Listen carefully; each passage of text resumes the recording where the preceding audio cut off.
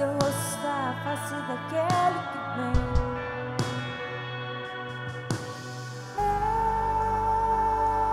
Eis-me aqui, eu irei até o fim.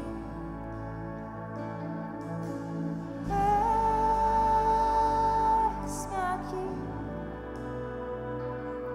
eu irei até o fim. Eu escuto a ausência do teu coração. Eu escuto o clamor que há anos chama por nós. Uma noiva que carrega a bandeira do amor. E seu rosto está à face daquele que vem.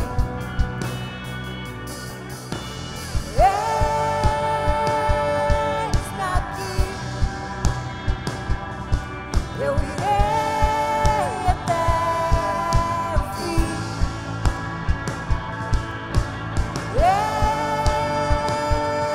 Eis-me aqui, eu irei até o fim. Céus abertos, corações rasgados, tua glória nos transformando, tua glória nos transformando. Céus abertos, escritores quebrados, teu Espírito reinando, teu Espírito reinando. Eu escuto a ausência do teu coração. Eu escuto o clamor que há anos chama por nós. Uma noiva que carrega a bandeira do amor. O seu rosto está à face daquele que vem.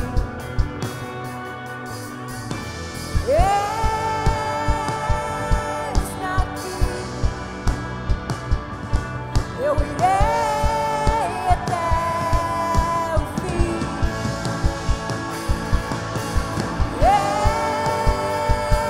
Eis-me aqui, eu irei até o fim.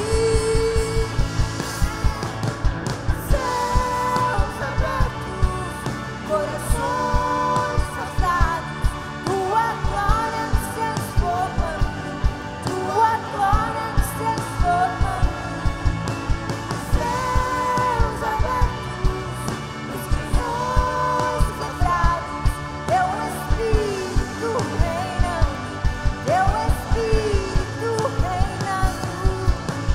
Céus abertos, corações rasgados, tua glória nos transformando, tua glória nos transformando.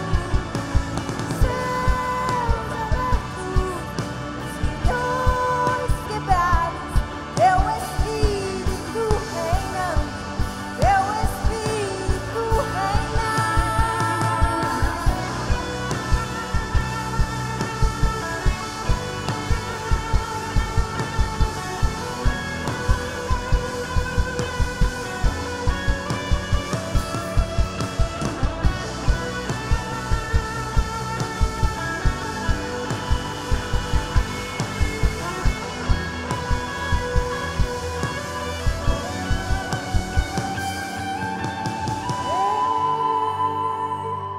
Eis-me aqui,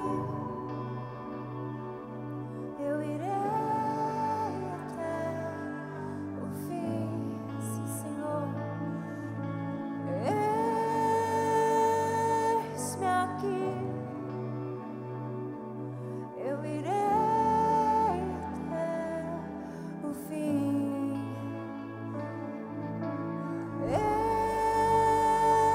Eis-me aqui, eu irei até o fim.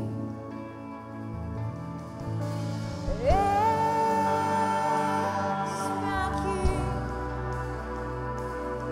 eu irei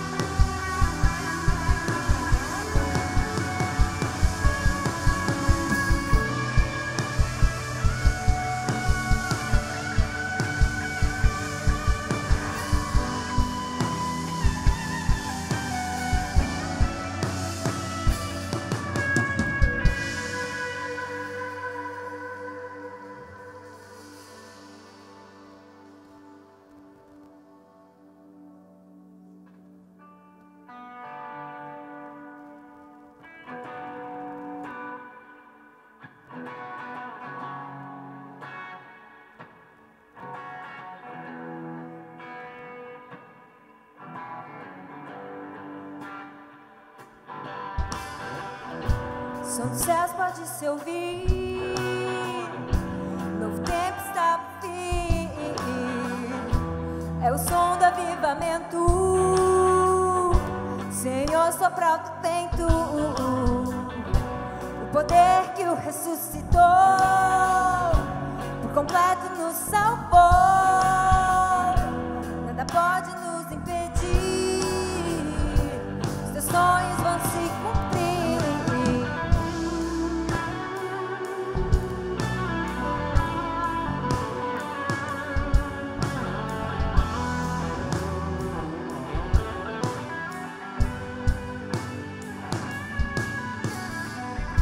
O som dos céus pode se ouvir.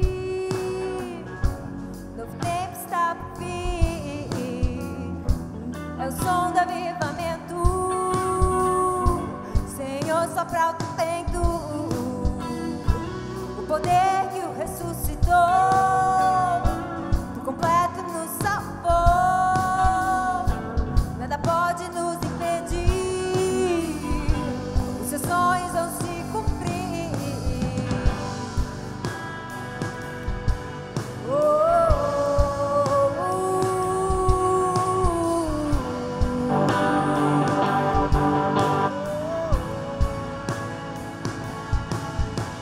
Louvamos o teu santo nome, exaltamos o poderoso Deus, adoramos no teu santo monte, celebramos com júbilo ao Rei. Louvamos o teu santo nome, exaltamos o poderoso Deus, adoramos no teu santo monte, celebramos com júbilo ao Rei.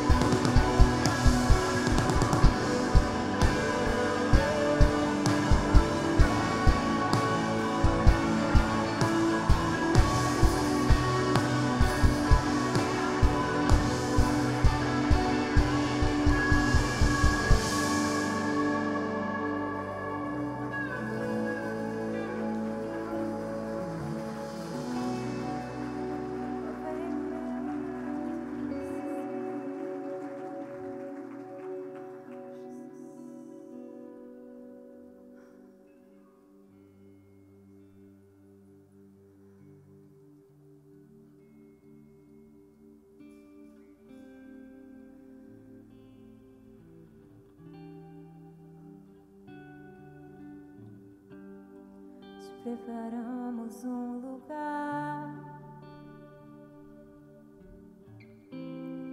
para que venhas reinar. Te preparamos um lugar para que possas desfrutar. Apagam-se as luzes que estão sobre o homem, somente um merece brilhar. Apagam-se as luzes que estão sobre o homem, somente um merece brilhar. Não há ninguém mais importante que Jesus. Vem, toma o teu lugar. Vem, toma o teu lugar, Senhor Jesus. Vem, toma o teu lugar.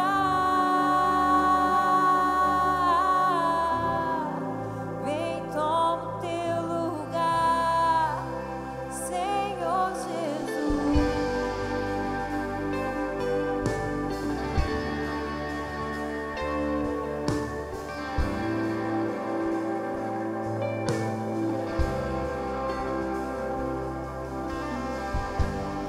Te preparamos um lugar para que venhas reinar. Te preparamos um lugar para que possas desfrutar. Apagam-se as luzes que estão sobre o homem, somente um merece brilhar. Apagam-se as luzes que estão sobre o homem, somente um merece brilhar. Não há ninguém mais importante que Jesus. Vem, toma o teu lugar. Vem, toma o teu lugar, Senhor Jesus. Vem, toma o teu lugar. Vem, toma o teu lugar, Senhor Jesus. Vem, toma o teu lugar. Vem, toma o teu lugar, Senhor Jesus. Vem, toma o teu lugar.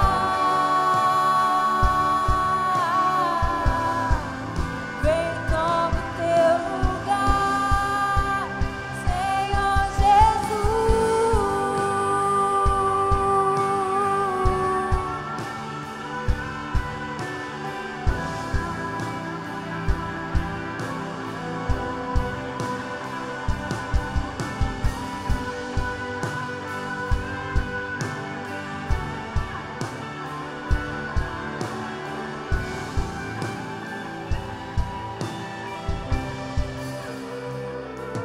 Porque tu és tão bom, meu Senhor.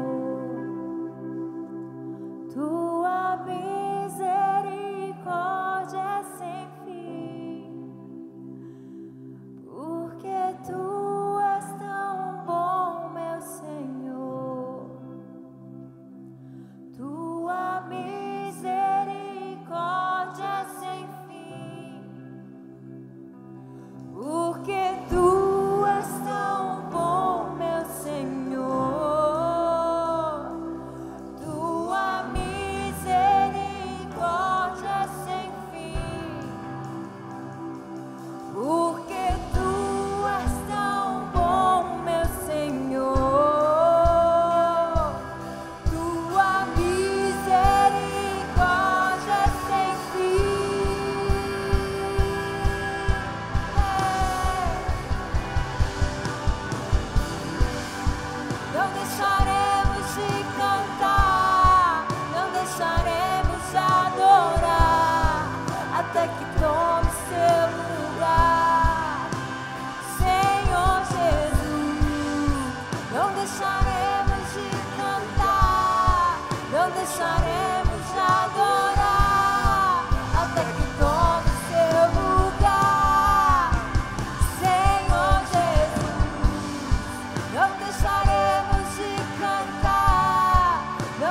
deixaremos de adorar até que tomes teu lugar, Senhor Jesus.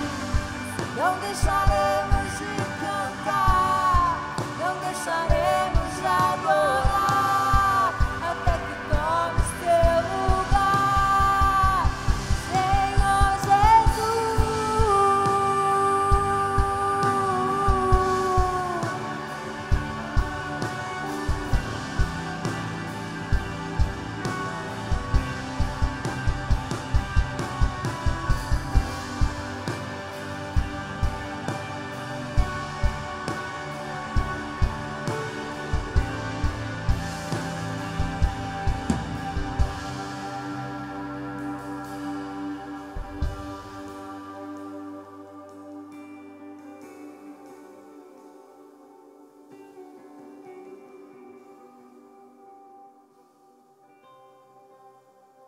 Te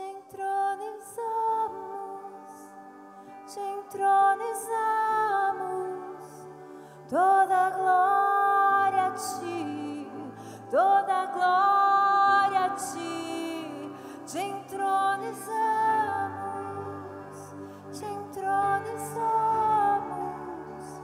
toda glória a ti, toda glória a ti.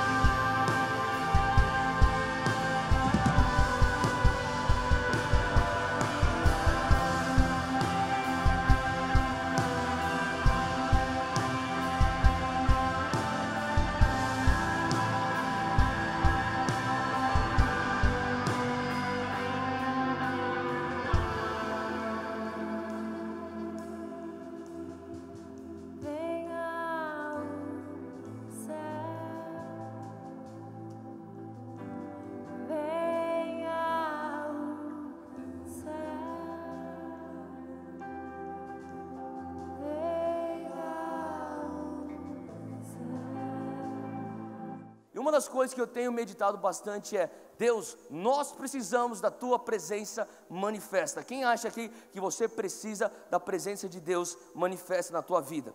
E sabe, uma das coisas que eu tenho pensado e meditado é justamente a diferença da onipresença de Deus e da presença manifesta. O que faz Deus ser Deus, basicamente, eu estou dando aqui o resumo da ópera, o que faz Deus ser Deus e nós, seres humanos, não sermos Deus, são 3 características da natureza de Deus. A primeira característica da natureza de Deus que faz Ele ser Deus é o fato que Ele é onipotente. Em outras palavras, potente de poder, Ele tem todo o poder, oni de todo, Ele é o único ser no universo que tem todo o poder. Tem pessoas que têm muito poder porque têm muito dinheiro. Tem pessoas que têm muito poder porque fisicamente estão na melhor forma possível. Tem pessoas que têm muito poder porque são muito dotadas. Tem pessoas que são muito poderosas porque eles têm influências políticas. Mas não tem nenhum ser nessa terra que tem todo o poder. E só tem um ser nesse universo que tem todo o poder. Isso é Deus. O fato que ele é onipotente, nós não somos onipotentes, faz ele Deus. A outra coisa que faz Deus ser Deus e nós seres humanos e não Deus, é o fato que Deus tem todo o conhecimento. Fala comigo, onisciência. Então você tem a onipotência de Deus, você tem a onisciência de Deus. Ele tem toda a ciência, Ele tem todo o conhecimento, Ele tem noção de tudo que está acontecendo. Por mais inteligente que um ser humano possa ser, ele não é onisciente, Deus é. Isso faz o ser humano ser simplesmente um ser humano inteligente. E faz Deus ser Deus, Ele sabe de todas as coisas. A terceira característica que faz Deus ser Deus é o fato que Ele é onipresente. Quem aqui crê que Deus está em todo lugar? Amém? Eu e você, nós estamos aqui no campus Butantã. Se alguém perguntar aonde que você está, vamos lá, em Curitiba? Não, nós estamos aqui em São Paulo, no bairro do Butantã. Nós não podemos estar em 2 lugares no mesmo lugar, no mesmo momento. Não é verdade? Deus pode, Ele é onipresente, Ele está em todos os lugares, em todas as horas, sabendo de tudo, com todo o poder. Isso faz Deus ser Deus. Agora, se Deus é onipresente, olha só comigo em Hebreus capítulo 13, aquilo que o autor de Hebreus está falando. Hebreus 13, versículo 5.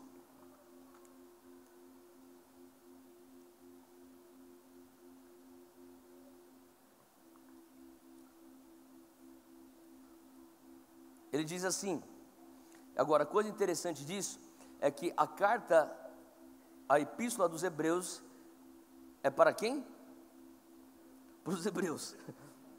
E a coisa interessante é que o autor da carta dos Hebreus, que nós não sabemos quem é, assim, ao certo nós não sabemos, eu particularmente acho que é Paulo, mas diz assim, ele escreve, conservem-se livres do amor ao dinheiro e contentem-se com o que vocês têm. Estou lendo o versículo 5, 13:5.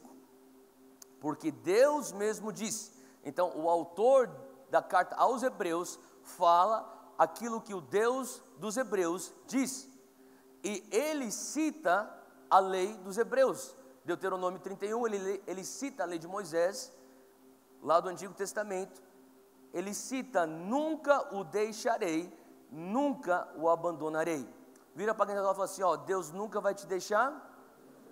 Fala assim, ó, Deus nunca vai te abandonar. E Deus nunca vai te desamparar.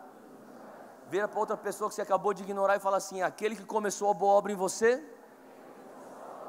não te deixa no meio do caminho, te leva até o final.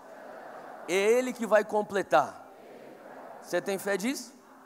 Então nós sabemos que Ele nunca vai nos desamparar, porque Ele é onipresente, Ele está em todo lugar. Agora, se Ele está em todo lugar, Ele é onipresente, por que que nós clamamos, Deus, nós queremos a Tua presença?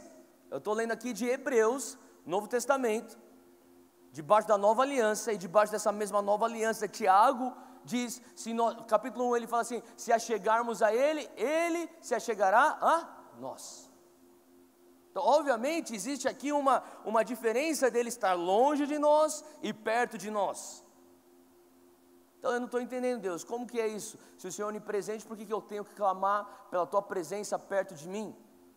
Sabe, existe uma diferença entre a onipresença de Deus como fruto da natureza de Deus e a presença manifesta. Sabe, a verdade é que Ele é onipresente, e essa verdade não depende da tua experiência. Você pode ter 88 anos de idade, no teu leito de morte, e você, a vida inteira, nunca acreditou que Deus existe, nunca acreditou que Deus está perto de você, nunca acreditou que existe essa tal coisa de Deus.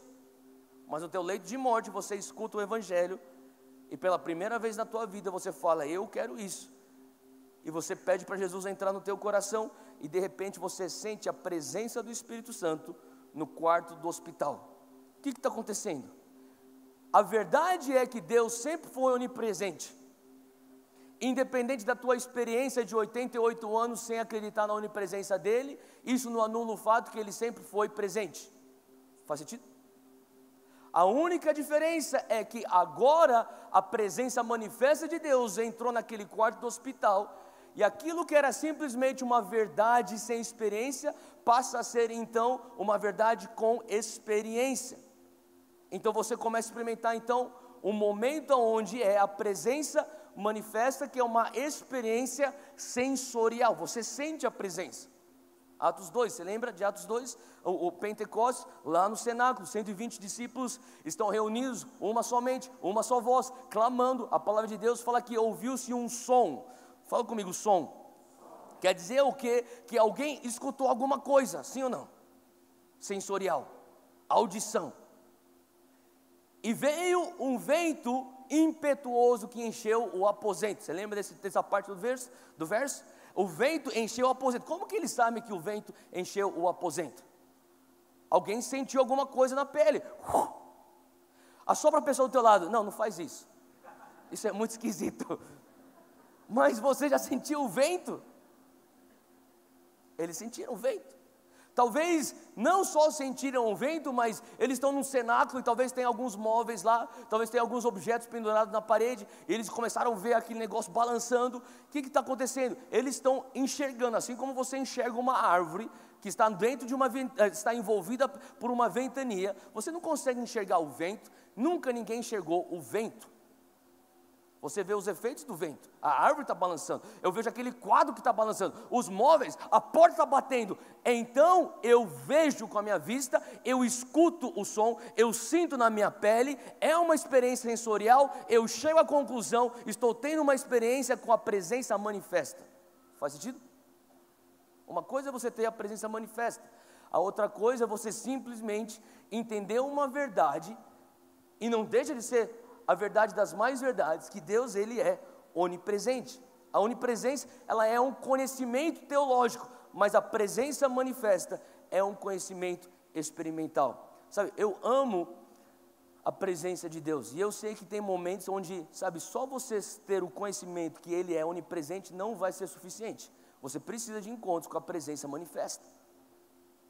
Fala comigo, eu preciso de encontros com a presença manifesta. Sabe, no Antigo Testamento, essa presença manifesta tinha um nome, Shekinah.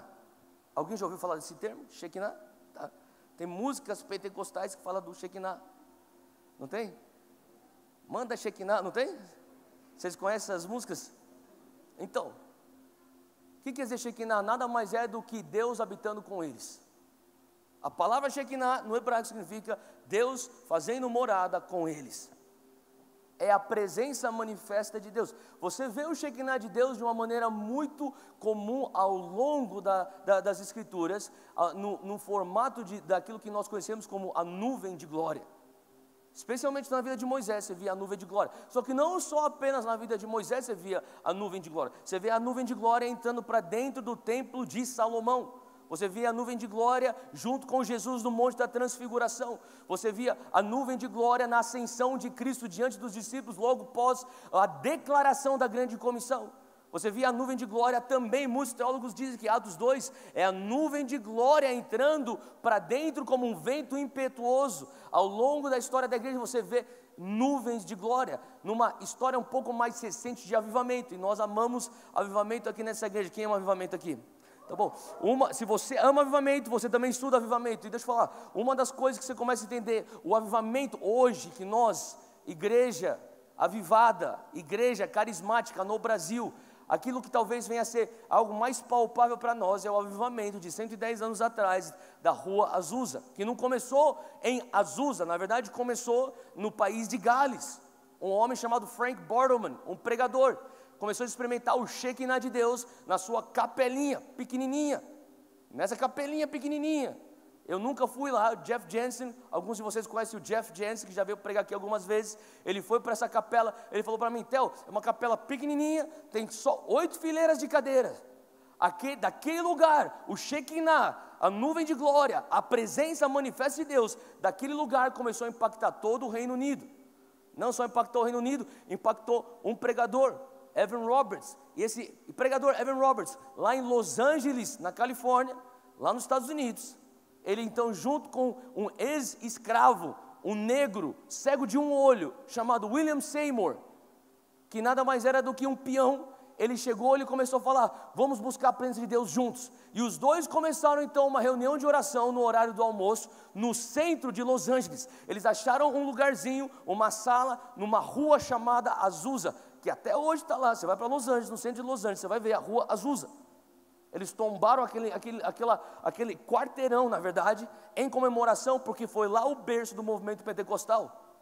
A Assembleia de Deus saiu disso, Igreja Quadrangular saiu disso, Brasil para Cristo saiu disso, a Igreja de Deus saiu disso. Tudo que você diz respeito ao mover do sobrenatural, do derramar do Espírito Santo, hoje na igreja moderna, nos últimos 110 anos, vão traçar sua raiz lá para aquela rua, no centro de Los Angeles. E naqueles dias de avivamento na rua Azusa, havia tanta presença manifesta de Deus, que existem relatos históricos, documentados, relatos, testemunhos documentados, de pessoas que falavam que a glória de Deus vinha em formato de uma nuvem tão densa, mas tão densa, essa nuvem, que as crianças, enquanto os pais oravam, as crianças brincavam de esconde-esconde dentro da nuvem de glória. Bora pensar nisso. Eles falavam que as pessoas começaram a vir de todas as nações, pessoas vinham de todos os estados dos Estados Unidos, desciam do Canadá, pessoas pegavam navios, cruzavam o Atlântico da Europa, eles vinham para participar das reuniões da rua Azusa. Eles falavam que quando eles chegavam lá em Los Angeles, eles iam para Hollywood Hills. Hollywood Hills é como se fossem as montanhas que estão aos redores da cidade de Los Angeles, e as pessoas perguntavam: aonde está a reunião de oração? E eles falavam: você quer ir na reunião daquele negro, William Seymour? Para eles, deixa eu falar uma coisa, só um detalhe aqui: avivamento genuíno tem que culminar em reforma social. Eles não entendiam como que um negro, num país que estava vivendo a segregação, caolho, ex-escravo, está liderando algo que está traindo as nações. Porque Deus estava escolhendo justamente usar esse homem, William Seymour, para confundir os sábios, amém? E naquele momento eles falaram: você quer ir para a reunião daquele negro? Ele falou: sim, William Seymour, é isso. Então eles estavam em Hollywood Hills, relatos históricos disso. Eles olhavam para o centro de Los Angeles e tinha como se fosse um pilar de nuvem. Segue a nuvem e você vai encontrar a reunião de oração. A imprensa nunca vai falar isso para você, mas existem relatos históricos disso. Você pode pegar coisas mais recentes, década de 60, década de 70, a história do movimento Palavra da Fé, que muitos de nós já ouvimos falar. Kenneth Hagin, o general que começou isso. Kenneth Hagin falava que tinha momentos que ele entrava para pregar, e a glória de Deus começava a entrar no auditório, e começava a vir, ficava tão denso. Ele falava assim: tinha momentos que eu pregava por 30 minutos, eu não conseguia enxergar uma alma na minha frente, de tão denso que era a fumaça que ficava dentro daquele lugar. Quando finalmente eu terminava de pregar, a fumaça dissipava, e eu começava a encontrar pessoas que estavam no altar, já se entregando para Jesus, sem nenhum apelo. Pessoas já estavam sendo curadas, pessoas já estavam sendo batizadas no Espírito Santo, sem nenhuma imposição de mãos, porque a presença manifesta de Deus tinha invadido aquele lugar. Mais recentemente, talvez alguns de vocês viram até no YouTube, a nuvem de glória que começou a entrar dentro do auditório lá da igreja da Bethel Church, e começou, durante o louvor e adoração, era como se fosse um redemoinho, e tinha uma coisa que parecia como se purpurina dourada rodando, ficava girando no meio, dentro do prédio. Eu estava falando com o Jeff Jensen, ele estava falando sobre reuniões de avivamento na Rússia, em Moscou, em São Petersburgo, aonde dentro do prédio a nuvem vinha, e quando a nuvem aparecia, começava a garoar dentro do prédio. Hoje eu falei sobre isso no culto da manhã lá no Morumbi, E daí, durante o almoço, algumas pessoas começaram a me mandar alguns vídeos. E um dos vídeos que eles mostraram, falou assim: Theo, você está falando sobre isso, mas a gente não sabia o que era isso. Mas na conferência Voz de Sião, lá com as nossas crianças, você lembra que nós tivemos a conferência das crianças da conferência Voz de Sião? Assim, olha esse vídeo. Eu estou com esse vídeo aqui, está rodando aqui pela liderança. Se você quiser assistir esse vídeo, pede para algum líder te passar. Tem um vídeo onde tem louvor e adoração com as crianças. E no ar você começa a ver, como se fosse purpurina rodando assim, dentro do prédio. Agora você pode perguntar: Theo, mas que loucura é essa que você está pregando sobre esses sinais sobrenaturais? Que coisa mais maluquice, que coisa mais desequilibrada é isso? Deixa eu falar uma coisa, nós não estamos falando isso porque nós adoramos os sinais. Adorar sinais sobrenaturais seria a maior tolice. Mas tão tolo quanto é adorar os sinais, é você ignorar os sinais. Porque os sinais acompanharão os que... Se você crê, você está vivendo na plenitude daquilo que você crê, você pode ter certeza que os sinais vão te acompanhar. Ninguém aqui está buscando sinais, ninguém aqui está orando: Deus, envia uma nuvem de pó de ouro, Deus, traz aqui dente de ouro. Não, ninguém está clamando, jejuando por isso, mas os sinais acompanham aqueles que creem. A única coisa que você tem que buscar é a presença de Deus. Se Ele quiser se manifestar dessa maneira, Ele se manifesta. Se Ele não quiser se manifestar, Ele é soberano, Ele não se manifesta. Faz sentido? Mas o que precisa ter cada vez mais latente em nossos corações é uma paixão, um zelo pela presença de Deus. Se eu falasse para você: olha, você quer ir para o Rio de Janeiro? Eu quero. Então você vai lá para Dutra, você vai na direção norte, pisa o pé no acelerador e vai embora. Quanto tempo? Bastante tempo, horas. Fica lá naquela estrada, na Dutra, sentido norte, e de repente você vai estar lá no Rio de Janeiro. É só isso, só isso.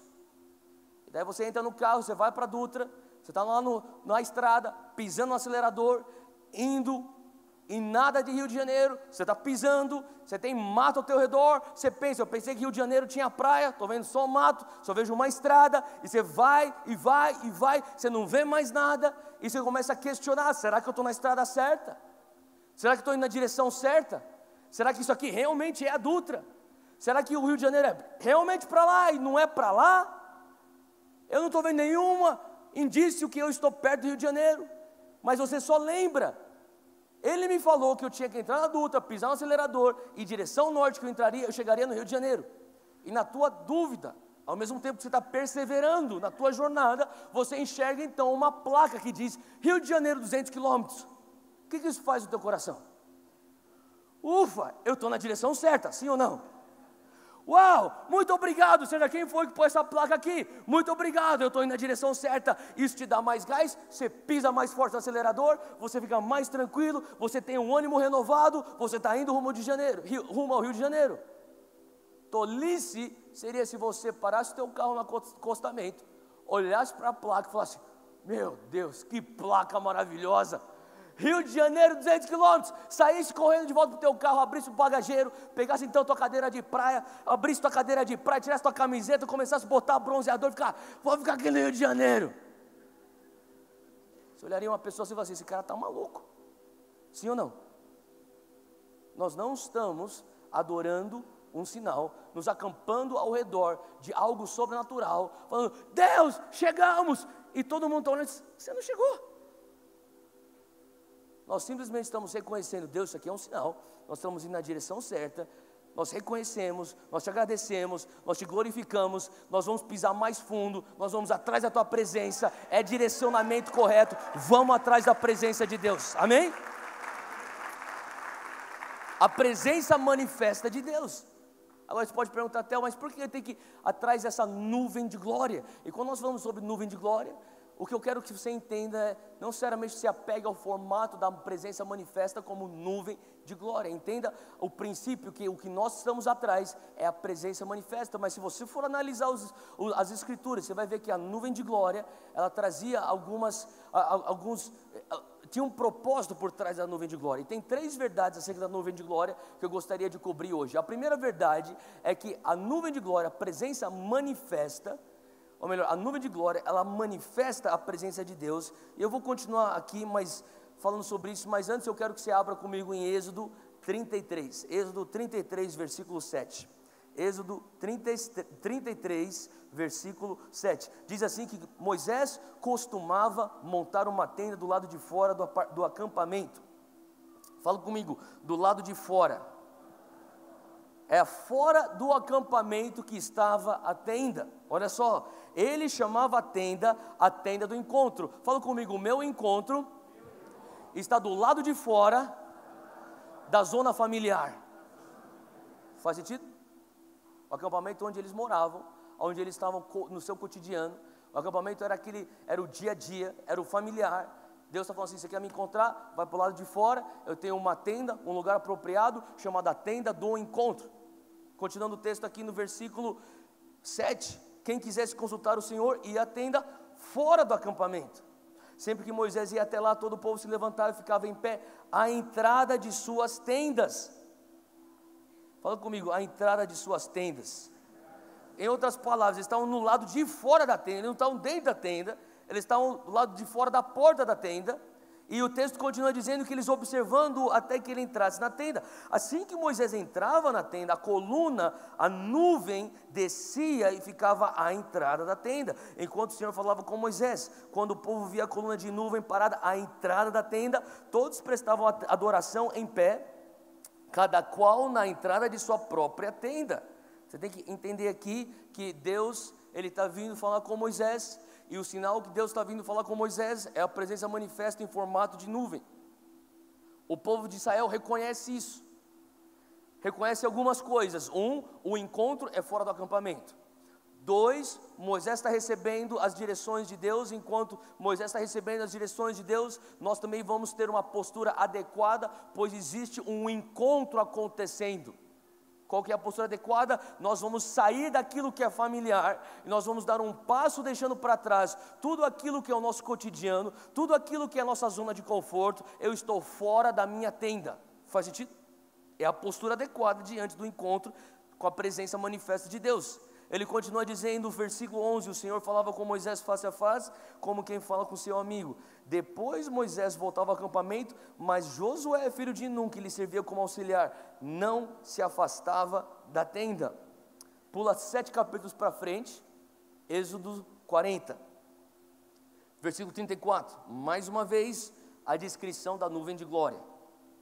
Então a nuvem, Êxodo 40, 34. Então a nuvem cobriu a tenda da congregação e a glória do Senhor encheu o tabernáculo, de maneira que Moisés não podia entrar na tenda da congregação, porquanto a nuvem ficava sobre ela e a glória do Senhor enchia o tabernáculo. Então, deixa eu só falar uma coisa, nós estamos vivendo momentos, na verdade hoje a sociedade é uma sociedade extremamente informal. Eu não sei se existiu na história da humanidade em algum momento, alguma época, onde a sociedade foi tão informal como ela é hoje. E quando eu falo sobre a sociedade é informal, eu não estou falando isso como se fosse algo negativo, é simplesmente a verdade. Nós somos uma sociedade informal. Eu estava conversando com algum amigo meu, ele trabalha com startups, ele tem startups, e ele começou a falar assim, cara, eu falei, a gente tem que ir para um casamento, você me acompanha? Eu falei, você tem terno e gravata? Você tem, lógico, né? Você trabalha com negócio, você tem terno e gravata. Vamos embora, vamos comigo lá para esse casamento. Ele falou assim, não, eu trabalho de camiseta e calça jeans, que nem o Mark Zuckerberg, um dos jovens mais ricos do planeta, que é dono do Facebook. Ele trabalha com calça jeans e a mesma cor de camiseta todos os dias. Quem considera isso um bilionário se vestindo de calça jeans e camiseta para trabalhar informal? Não é verdade que é informal? Você vai falar amanhã para o teu chefe, amanhã eu vou vir de camiseta porque o cara é bilionário, então vai dar certo para mim. É a informalidade, na verdade não vai talvez nem chocar tanto o teu chefe, porque o teu chefe já pensou, por que eu não estou trabalhando de calça jeans e camiseta? Mas a verdade é que nós vivemos no mundo informal. Eu estava conversando há pouco tempo atrás, estava trocando mensagem com uma autoridade de um país, ele é um deputado federal, e o cara escrevia o português com VC, ABC e tudo. Você sabe o que eu estou falando? É totalmente informal.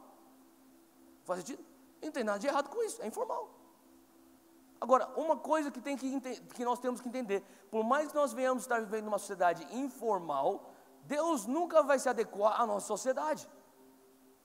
E sim, Deus é um pai bom, E sim, não tem nada de errado você entender que Ele é um Pai bom, que quer curar a tua orfandade, e que cada vez mais está revelando a sua identidade de filho amado, de filha amada. Ele é um Pai com amor incondicional, que quer curar o teu coração, e você pode sim ficar no colo de Jesus, e nos seus braços é meu descanso, e você pode ficar chorando, e legal, tudo bem.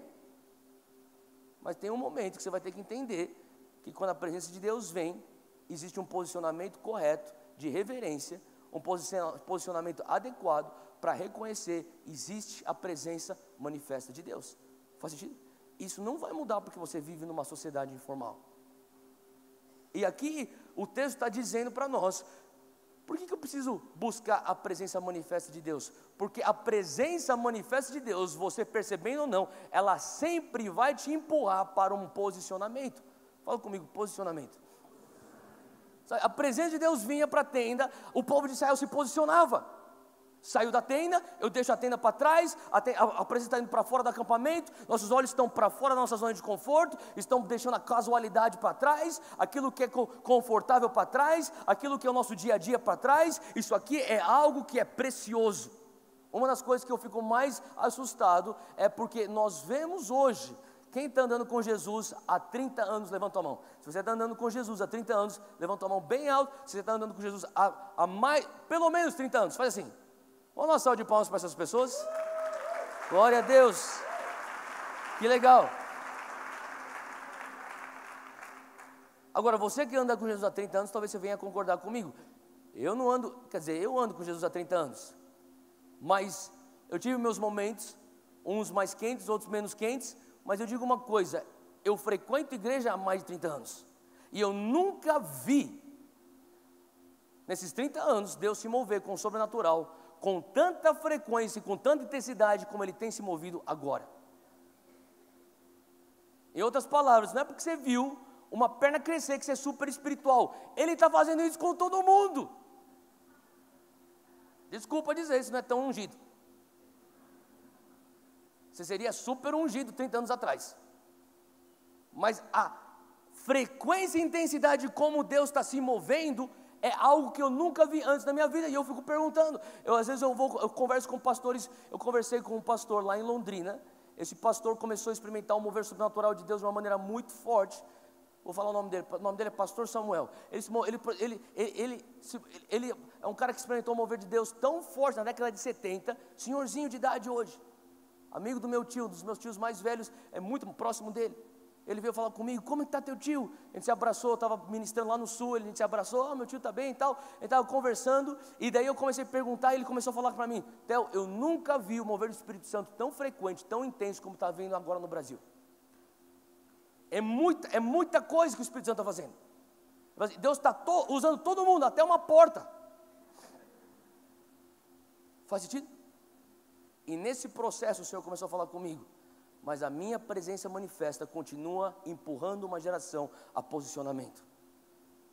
Não é porque existe frequência e intensidade no sobrenatural que você pode pensar, Deus, qualquer coisa vai, o teu Espírito Santo está se movendo, existe ainda os milagres acontecendo. Porque uma das coisas que eu comecei a meditar, o Senhor começou a falar comigo, toma cuidado quando você começa a ver tanta frequência do sobrenatural e você não enxerga que o sobrenatural está te confrontando constantemente em todas as ocasiões que ele aparece. Eu tenho o poder de escolher como que eu vou reagir diante do sobrenatural. Eu posso falar, Deus, o Senhor já fez isso 248 vezes, agora vai ser 249, mas eu vou tratar como se fosse a primeira, eu não vou tratar isso com preciosismo, eu vou tratar isso não vou negligenciar, eu não vou ser leviano, eu vou ficar aqui fora da minha tenda, eu estou enxergando e eu vou ter reverência diante do teu sobrenatural. Faz sentido? Sabe como que pessoas vivem vidas duplas? Sabe como que pessoas começam a criar e gerar hipocrisia?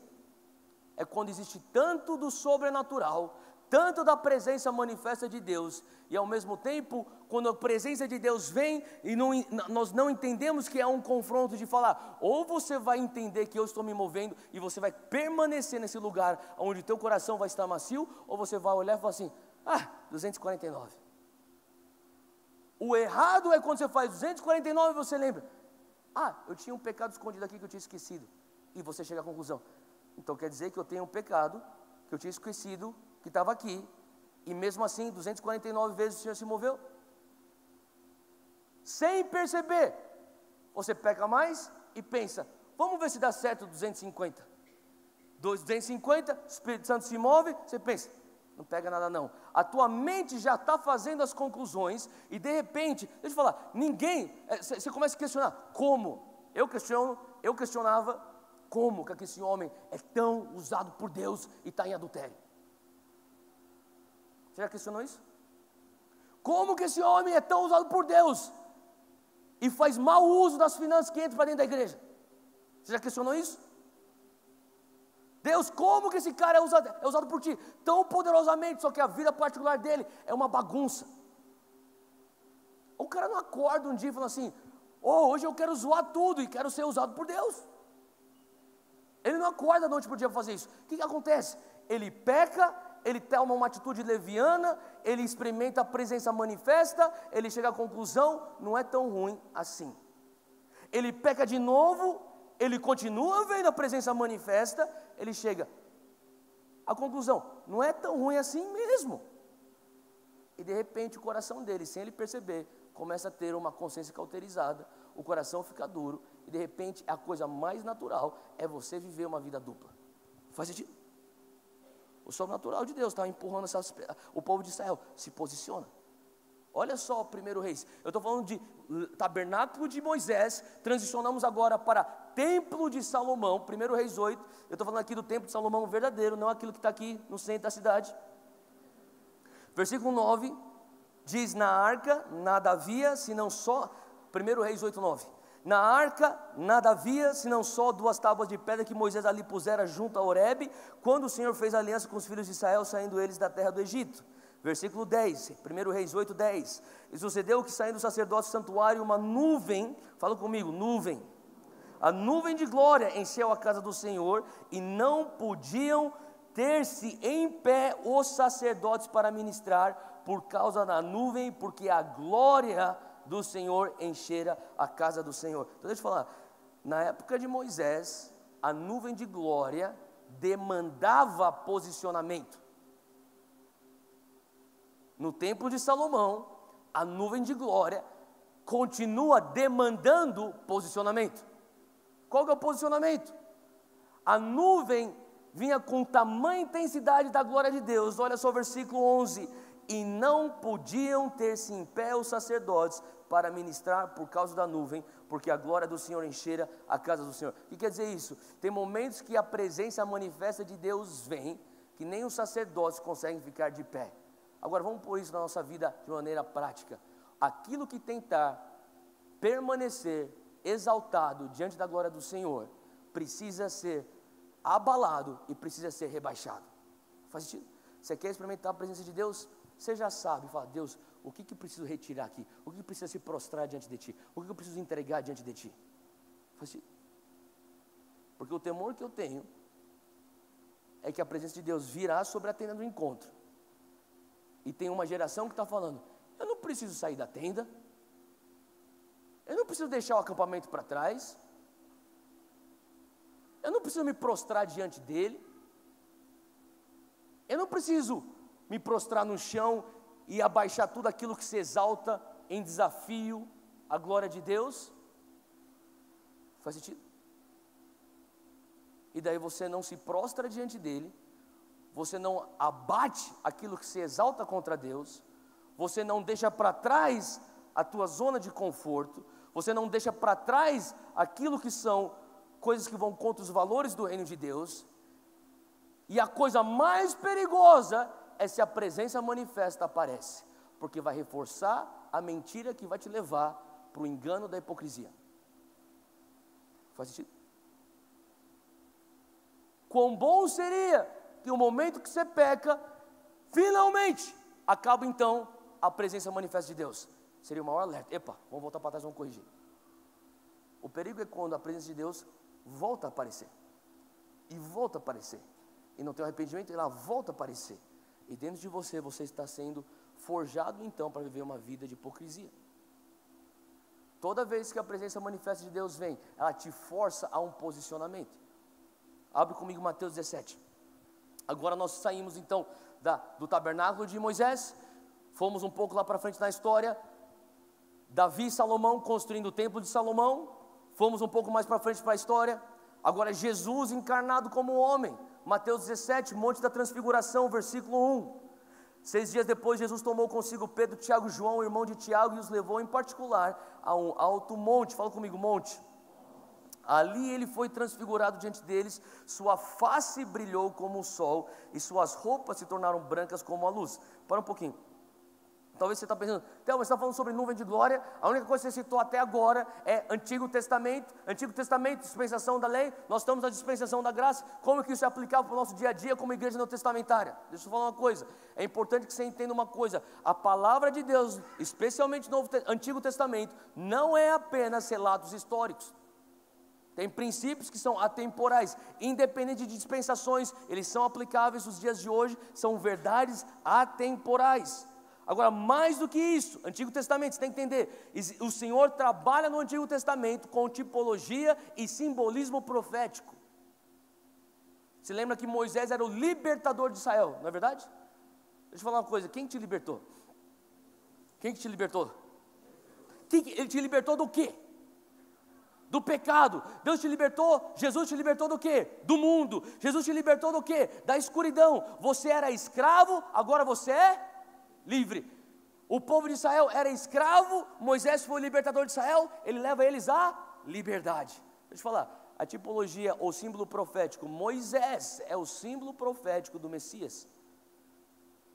Israel é o símbolo profético do povo escolhido de Deus. Eu e você, nós somos o povo escolhido de Deus. Lá em 1 Pedro fala que nós somos uma nação eleita, uma nação santa, um povo eleito. Lembra disso? Nós somos eclectos. Israel era a nação eleita, Israel era o povo separado, Egito era a tipologia ou o símbolo profético do mundo. Deus estava arrancando eles do Egito, salvando eles da escravidão. Quando Jesus vem para ser o teu libertador, Ele te arranca, você que é o povo escolhido, o filho escolhido, a filha escolhida, Ele fala assim, eu te resgato da tua escravidão, eu te tiro do teu Egito, eu te tiro do teu mundo, eu te tiro do teu pecado. Faz sentido? Agora, entendendo sobre a tipologia e o simbolismo profético, leia isso aqui de novo, Mateus 17, versículo 2, ali ele, no monte, foi transfigurado diante deles. Se refere a quem aqui? A Jesus. Sua face brilhou como o sol, suas roupas se tornaram brancas como a luz. Quando foi a última vez que você lembra uma menção na Bíblia de um homem descendo do monte ou no monte, brilhando com a glória de Deus, de tal maneira que na sua face tinha tanta glória de Deus que estava brilhando, e nas suas vestes também? Moisés. Era o monte Sinai, e agora nós temos o monte da transfiguração. Faz sentido? Deixa eu falar, o Espírito Santo, quando ele arquitetou a Bíblia, ele não põe os detalhes aleatoriamente. Ele calculou isso, falou assim, isso aqui, o que estava acontecendo no Monte Sinai, já era profético para aquilo que aconteceria no Monte da Transfiguração, com aquilo que seria o Messias para a igreja neotestamentária. Faz sentido? Então, você tem que entender uma coisa, aquilo que ele estava operando já lá em Êxodo, era algo que estaria sendo aplicado para nós hoje, igreja do Novo Testamento. E fala aqui no versículo 3, naquele mesmo momento, apareceram diante deles Moisés e Elias, conversando com Jesus. Versículo 4, então Pedro disse a Jesus, e eu amo Pedro, porque Pedro é humano que nem eu e você, então não julgue Pedro. Então, para pensar, você está junto com, imagina que você seja Pedro, você tem João, você tem Tiago, Jesus, você nunca viu Jesus daquele jeito, tamanha Shekinah, tamanha glória, a nuvem de glória está lá, e de repente sai da nuvem de glória, Jesus, com tanta glória em seu rosto, com tanta glória em suas vestes, iluminando, era algo até difícil de olhar, e daí chega Pedro, e você olha para o teu lado, tem João chorando, Tiago, pasmo, e Pedro pega a palavra e fala, Senhor, você fala, na tua cabeça está falando assim, cala tua boca agora. E olha só o que Pedro fala. Ele fala, Senhor, é bom estarmos aqui. Olha só, se quiseres, eu farei 3 tendas, uma para ti, uma para Moisés e outra para Elias. Tipo, Pedro, o que você está falando, cara? Eu acho que era tanta glória que ele não sabia o que fazer e o instinto dele era falar. Você conhece gente assim? Quando começa a ficar nervoso, começa a falar? Você tem um amigo assim, ou um familiar assim, ou um tio assim, sabe aquele tio que não para de falar, que você vai ver daqui a pouco no Natal?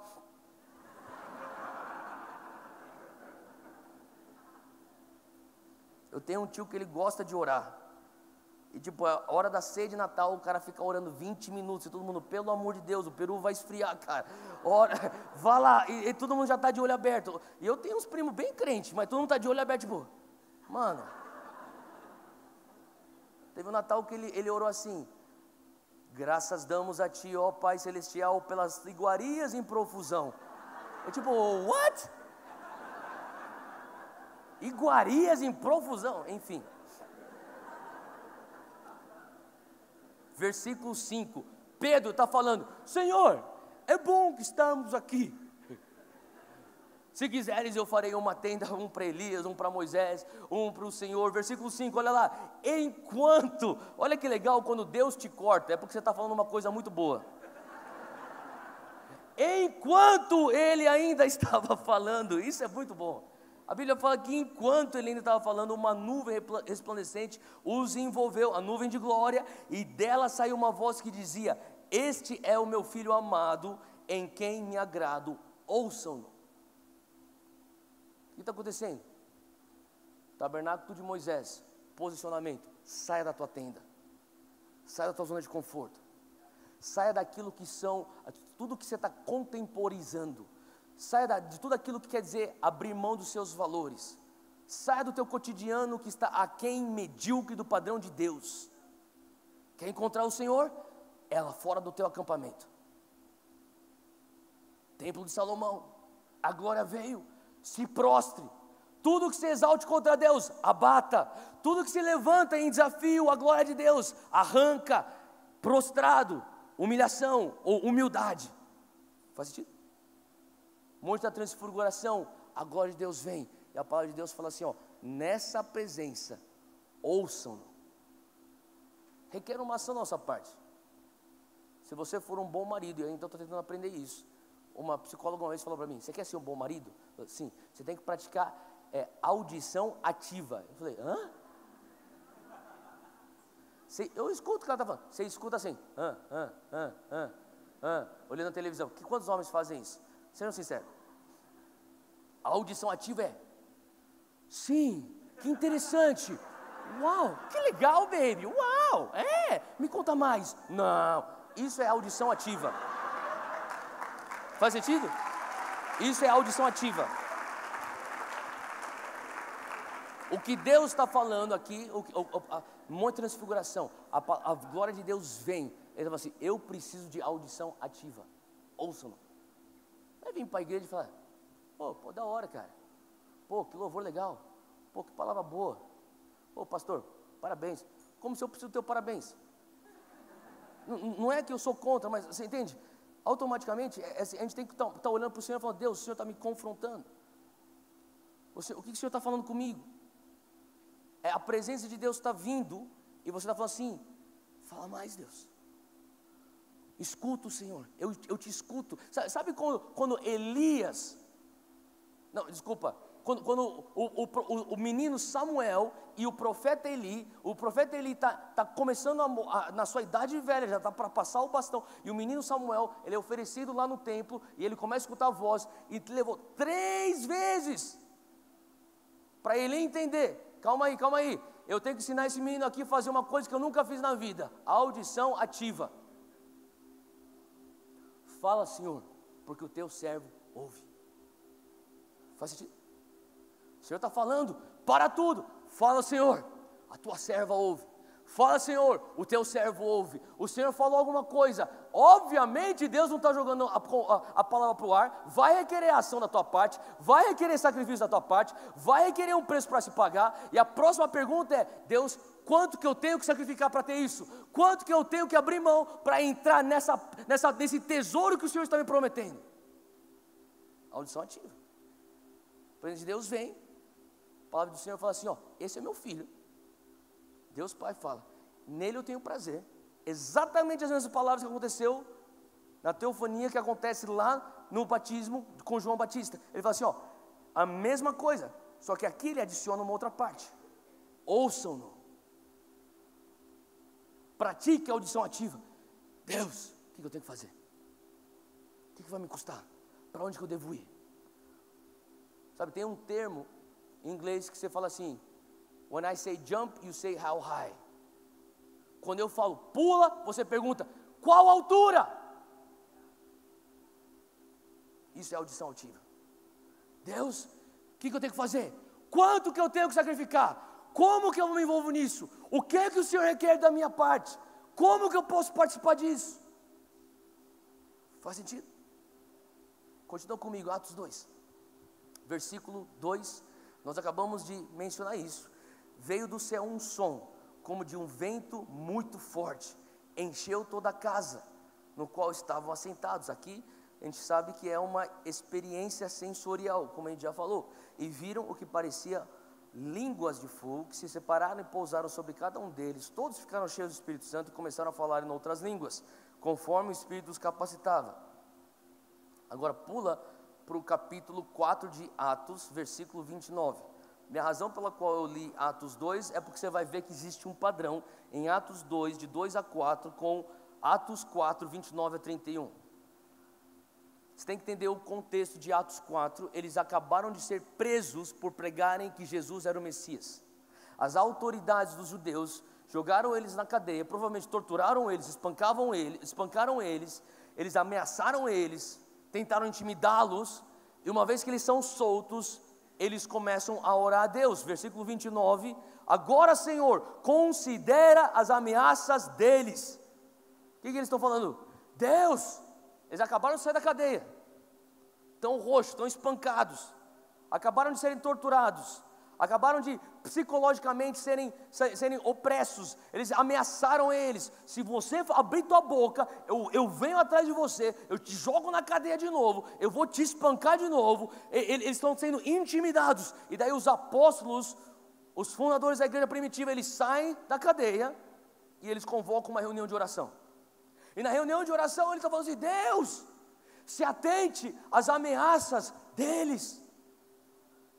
A sequência da oração, ou a sequência mais normal da oração, provavelmente seria, Deus, se atente às ameaças deles, por favor nos proteja, traga o teu livramento, Senhor Deus, eu peço que o Senhor venha estar pondo agora um muro de fogo ao nosso redor, contra esses perseguidores. Talvez fosse a oração mais normal, orar, quem concorda comigo?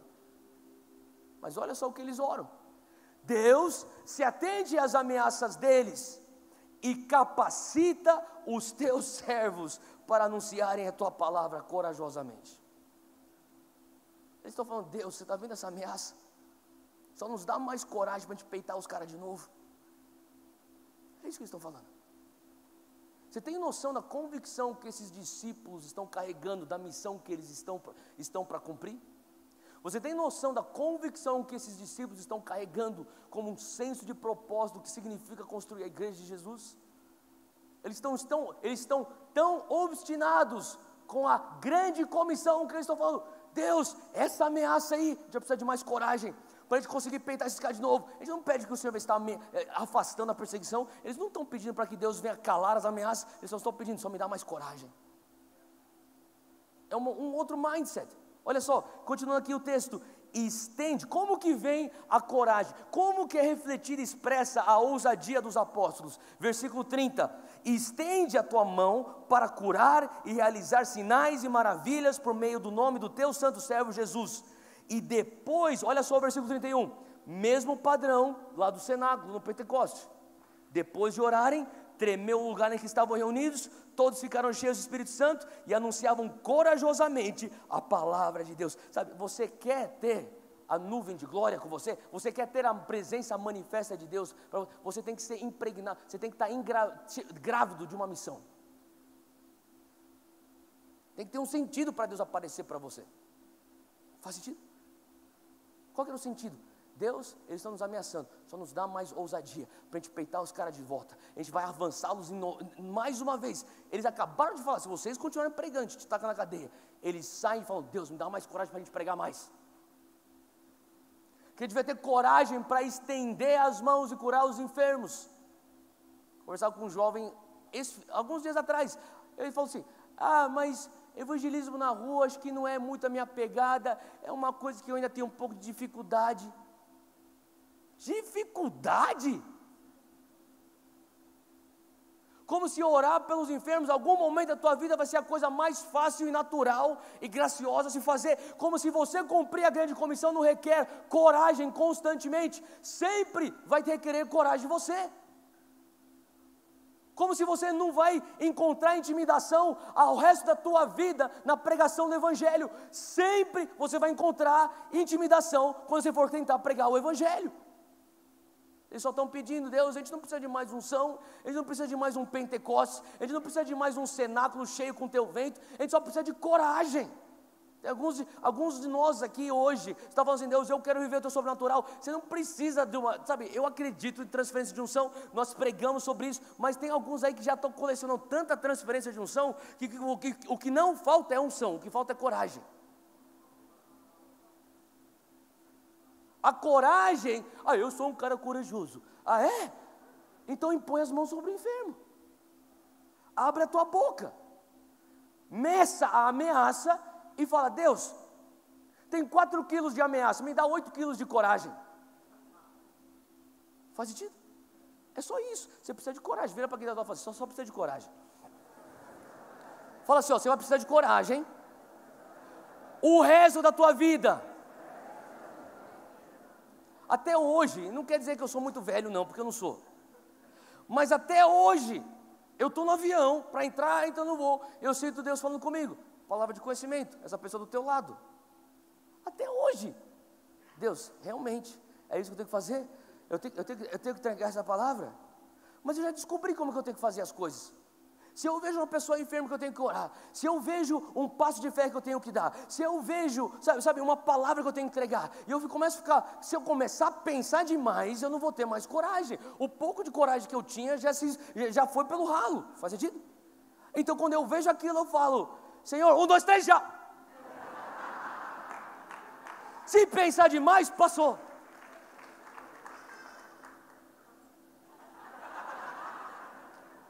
Fala para quem tem do lado, dá um passo de fé. Faz sentido o que eu estou falando, gente? Esses caras não estão pedindo, Deus, traz mais um Pentecostes, mais um avivamento. Nós precisamos, meu Deus, você precisa de coragem. Capítulo 4, ele fala aqui que depois de orarem, versículo 31, tremeu o lugar em que estavam reunidos. Todos ficaram cheios do Espírito Santo e anunciavam corajosamente a palavra de Deus. Sabe, se você está compromissado com a missão, Deus vai trazer a provisão para você cumprir a missão. Você lembra da parábola dos talentos? O mesmo se aplica à unção. Deus, me traz unção, me traz. Você quer ser ungido que nem o Benihim, antes de você catar e orar pelo primeiro enfermo. Você viu os clipes do Benihim no YouTube? Fazia, daí neguinho, tipo, uau. Você já viu esses aí? Independente se você gosta do Benihim, se você não gosta do Benihim, eu te falar, o cara, não é possível que tudo é fabricado, o cara é ungido. E eu falo para você, cara, as pessoas estão falando assim, Deus, eu quero ter a manifestação da unção antes de eu começar a orar. Você não vai ter. Sabe o que você tem que ter? Você tem que ter uma botija vazia. Daí o Senhor fala, você tem uma botija vazia? Então existe um vácuo, existe uma necessidade para eu derramar a minha unção. Existe hoje uma botija vazia, é um vaso. Fala para quem está do lado, você é um vaso. Se você tem um vaso para derramar a unção, esse negócio está ficando bem pentecostal hoje, hein, meu? Já falei de Shekinah, já falei de vaso.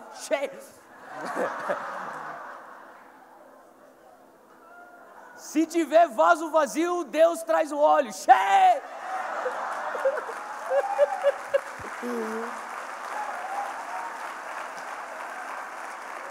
Não é verdade, gente?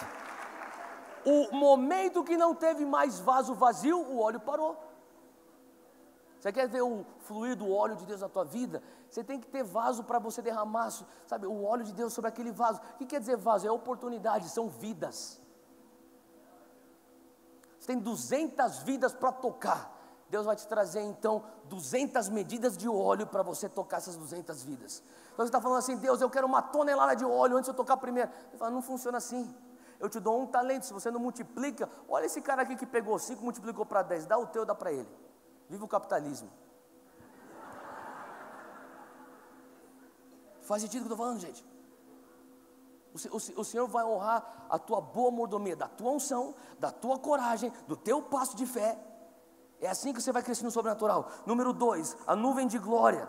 Proteja, ela vem para proteger a promessa de Deus. O povo de Israel está saindo do Egito, eles estão indo para a terra prometida. A nuvem de glória, ela não vem apenas para ser a presença manifesta, que requer posicionamento, que traz uma voz, que traz uma palavra de Deus, que traz então um confronto para você abater tudo aquilo que se exalta contra Deus. Ele também vem para trazer proteção. Abre comigo aí em Êxodo capítulo 14, Êxodo 14, versículo 19. Segura que eu estou quase terminando.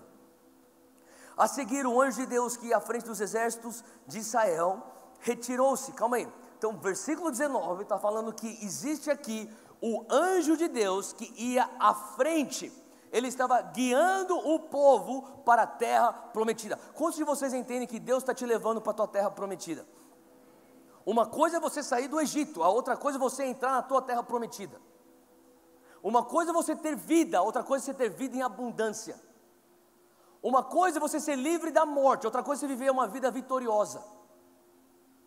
Eles tinham saído do Egito, e o anjo que estava os guiando para a terra prometida, ele se retira da frente e fala assim: agora eu vou para trás. Olha só o que ele fala aqui, versículo 19: e à frente do exército de Israel retirou-se, colocando-se atrás deles. Vira para quem está do lado e fala assim: Deus está na tua retaguarda. A coluna de nuvem também saiu da frente deles e se pôs atrás. Então o Senhor, o anjo do Senhor, ele sai da frente, ele vai para trás para proteger o povo de Israel. A presença segue. Mais uma vez eu falo para você: os sinais seguirão os que crerem. A presença seguiu o anjo do Senhor. O anjo do Senhor está atrás, a presença, a coluna de fogo está atrás. Por que está atrás? Porque está protegendo o lugar de onde virá o ataque. O ataque não vem do lugar que você mais espera. O ataque virá do lugar onde você menos espera. Amém? Por isso que a palavra de Deus fala assim: aquele que está de pé, cuide para que não caia. Faz sentido? Quantos aqui jogam futebol aqui? Levanta a mão, você joga futebol. Pelo menos você acha que você joga futebol. Tá bom. Quando você está jogando futebol e existe teus companheiros de equipe, eles estão falando. Quando a bola está vindo, você está de costas para o teu adversário. Quando o teu adversário está chegando, o que eles falam? Ladrão! Não é verdade? O que ele está avisando? Tem um inimigo vindo para tentar roubar aquilo que é nosso. A retaguarda. O anjo do Senhor falou assim: olha, você não se preocupe com o ladrão, eu estou na tua retaguarda. Ninguém aqui vai roubar a tua promessa. O povo de Israel está saindo do Egito. Olha só o versículo 19. A coluna de nuvem também saiu da frente deles e se pôs atrás entre os egípcios, os inimigos, e os israelitas, o povo de Deus. A nuvem trouxe trevas para um e luz para o outro, de modo que os egípcios não puderam aproximar-se dos israelitas durante toda a noite. Então Moisés estendeu a mão sobre o mar, o Senhor afastou o mar e o tornou em terra seca. Com um vento forte oriental que soprou toda aquela noite, as águas se dividiram. E os israelitas atravessaram pelo meio do mar em terra seca, tendo uma parede de água à direita e a outra à esquerda. A mesma presença de Deus que vem para te iluminar, apontando a tua promessa, é a mesma presença de Deus que vem para trazer a confusão no acampamento do inimigo. Você está talvez falando assim: Deus, tem tanta resistência, tem tanta oposição. Deixa eu te falar uma coisa: a única coisa que você precisa é da presença de Deus. Não tem nada de ruim ou errado em você ungir a tua casa. Se quiser ungir a tua casa, unge a tua casa. Quando eu entro num quarto de hotel, quando eu estou viajando, a primeira coisa que eu faço uma lavagem espiritual naquele quarto. Não sei o que aconteceu antes de eu chegar lá. E eu estou falando: o sangue de Jesus do teto até o chão, em todos os cantos, na cama, no banheiro, em todo canto aqui, eu declaro o sangue de Jesus, todo pecado espiritual que aconteceu aqui, remova o lixo espiritual agora, Senhor, envia os teus anjos para levar para o lugar onde o Senhor designar, vem, e daí o que eu termino falando? Vem com tua presença, Espírito Santo. Sabe por que eu tenho que limpar antes? Porque a terra e as trevas não podem, melhor, a luz e as trevas não podem ter comunhão. Então eu limpo as trevas e falo, vem com a tua presença. A presença de Deus faz a proteção ser sustentável. Alguns de vocês estão tão cansados, porque a única coisa que está falando é expulsando o ataque do inimigo. Sai, em nome de Jesus, sai. Cara, tudo bem. Faz uma vez, sai.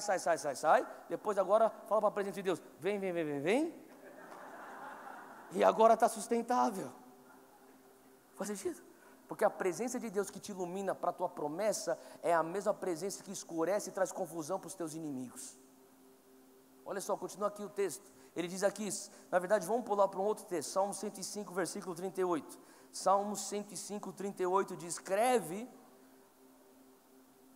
justamente o êxodo.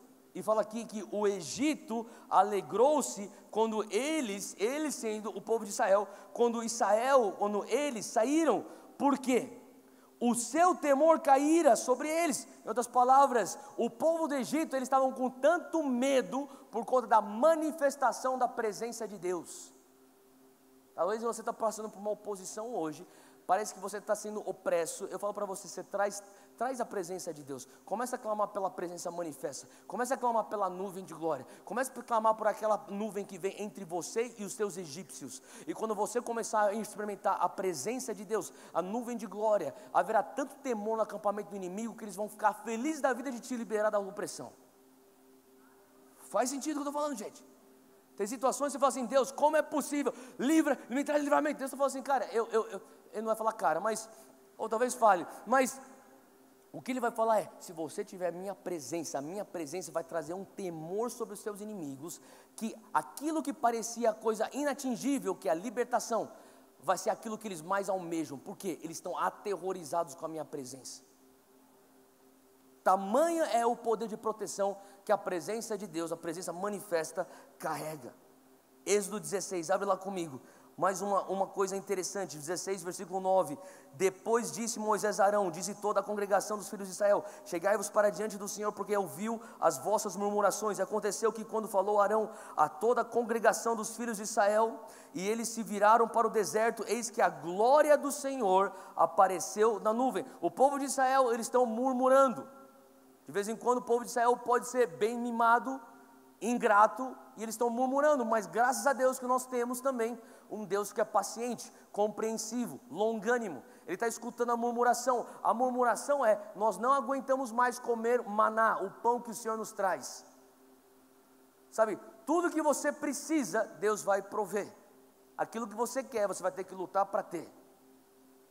Só que às vezes Deus é tão bom que ele fala assim, eu te poupo de lutar para isso.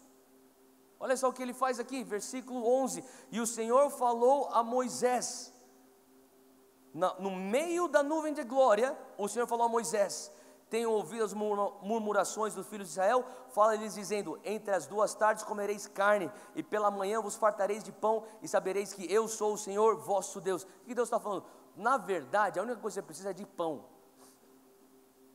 Para você continuar sobrevivendo, você só precisa de pão. Mas você está murmurando. Então sabe de uma coisa? Eu prometi que aquilo que você precisa eu vou prover. Aquilo que você quer você tem que correr atrás. Mas eu sou um pai tão bom que até nesse momento, aquilo que você quer eu te dou carne. Quer dizer o quê? Na presença de Deus existe provisão. E o Senhor está falando para alguns aqui que está entrando em 2018 pensando, Deus, será que eu sobrevivo 2018? Eu não sei para quem que é essa palavra, mas eu vou entregar para você. Você sabe quem você é. Às vezes você está entrando para 2018 pensando, Deus, será que eu tenho provisão? O Senhor está falando assim, eu não só te dou pão em 2018, eu te dou carne. E você está se culpando porque em 2017 você murmurou demais.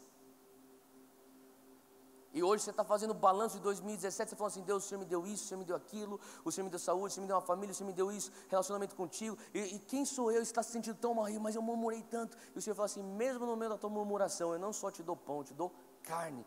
Fala comigo, na presença de Deus. Fala comigo, na nuvem da glória, não existe apenas proteção, existe também provisão.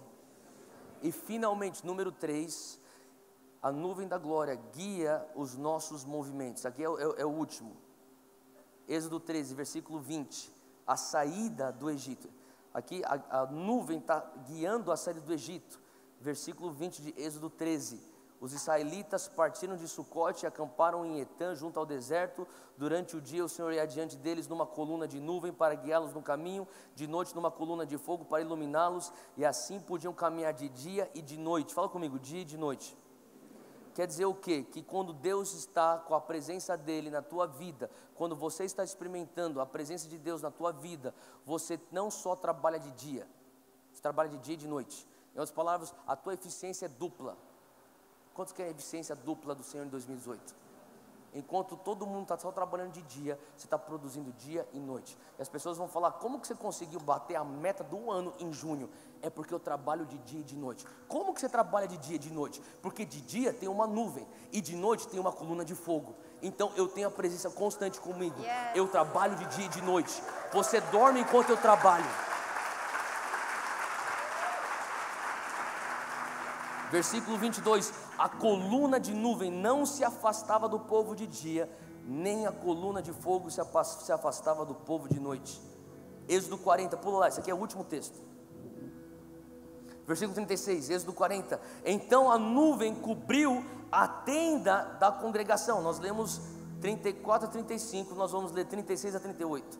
E a glória do Senhor encheu o tabernáculo, de maneira que Moisés não podia entrar na tenda da congregação, porquanto a nuvem ficava sobre ela, e a glória do Senhor enchia o tabernáculo. Quando, pois, a nuvem se levantava de sobre o tabernáculo, então os filhos de Israel caminhavam em todas as suas jornadas. Se a nuvem, porém, não se levantava, eles não caminhavam até o dia em que ela se levantava.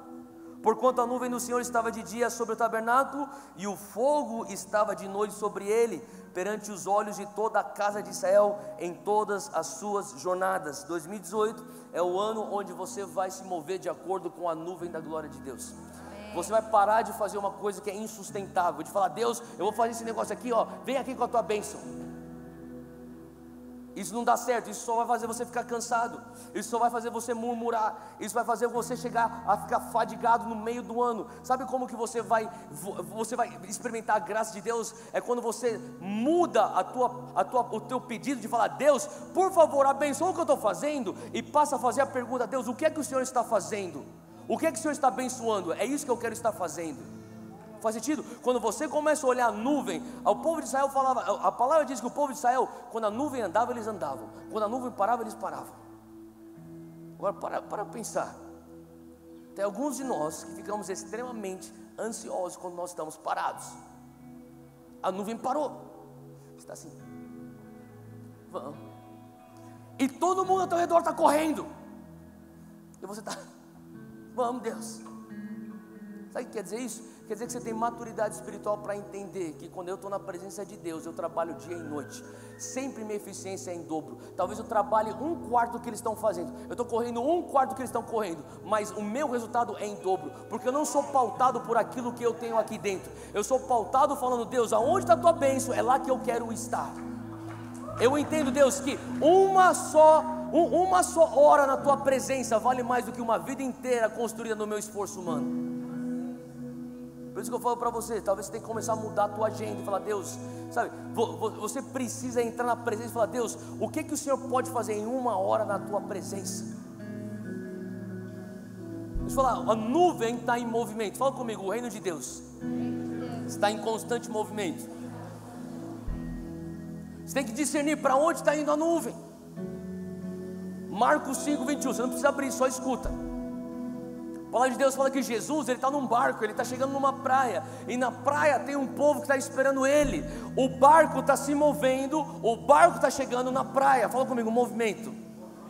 O barco está chegando na praia, e quando o barco chega na praia, Jesus sai do barco, movimento.